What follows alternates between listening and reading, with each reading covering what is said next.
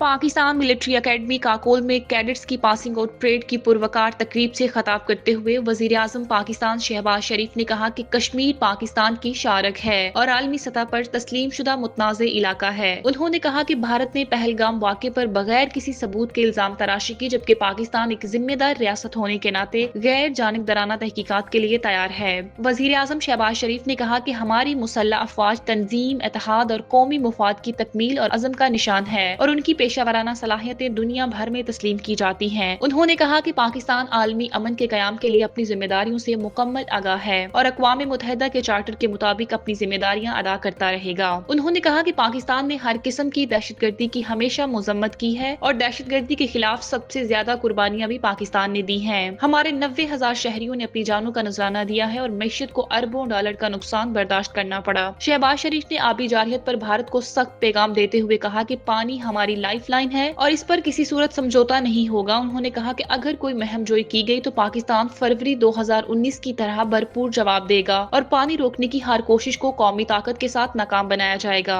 वजीर आजम शहबाज शरीफ ने कहा कि वतन अजीज की सालमियत और खुद मुख्तारी का हर कीमत पर तहफ्फुज किया जाएगा और कौमी वकार के खिलाफ किसी भी मुहम जोई का मुंह तोड़ जवाब दिया जाएगा। वजीर आजम शहबाज शरीफ ने मौशी इस्तेहकाम के लिए जारी कोशिशों का जिक्र करते हुए कहा कि सरमायाकारी में इजाफे और इक़्तिसादी तरक्की पर तवज्जो दी जा रही है। अफगानिस्तान के साथ ताल्लुकात के हवाले से उन्होंने पाकिस्तान पुरअमन और मुस्तहकम ताल्लुकात चाहता है। उन्होंने कहा कि पाकिस्तान पुरअमन और मुस्तहकम ताल्लुकात चाहता है, ताहम अफगान हुकूमत फितना खवारिज के हाथों अपनी सरजमीन के इस्तेमाल को रोके।